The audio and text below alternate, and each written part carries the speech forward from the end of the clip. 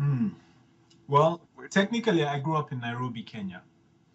Um, I was I was there until I was 19 years old, and then I came to Springfield, Missouri, 16 years ago to go to college, and met my wife, fell in love, had a big old family, and settled in Springfield, Missouri. But uh, really, I grew up in the Ozarks. I grew up in Springfield, Missouri, because I came when I Okay. was just a child. And Yeah. I went through so many life stages and life changes here in Springfield, Here. Missouri. My soul evolved in Springfield, Missouri. I feel that these Ozark Hills are as much a part of who I am as Nairobi, Kenya, right? And so I like to tell people I'm an African Ozarkian. The greatest malady around the world is the inability to sit with stress and anxiety, the inability to deal with emotion, right? So it's unresolved psychological trauma. It's the greatest malady in Africa, but it's the greatest malady in my life. It's the greatest malady in your life, in every human being's life.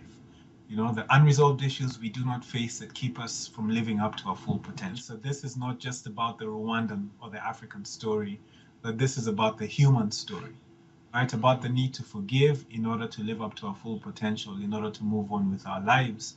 And in order to get to a place of forgiveness, we have to know how to grieve in a healthy way, which is to sit with our emotions and learn how to process them, which is something that few of us were privileged to have learned as children growing up.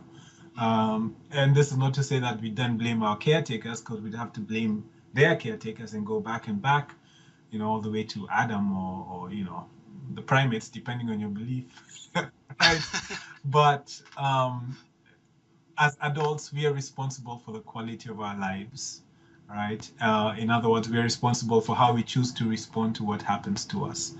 And in order to take full responsibility, then we have to pay attention to how the incidents that have wounded us have affected us, and process them in a healthy way. And this is a principle that is as real in Rwanda as it is in Kenya, as it is in Springfield, Missouri. It's and once we begin to do that, then as a friend of mine says, God comes through the wound, right? Nice. Or your mess becomes your message.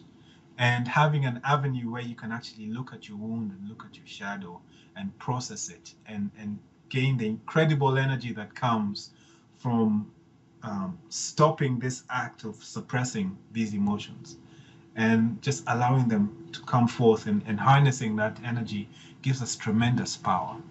And ManKind Project taught me that.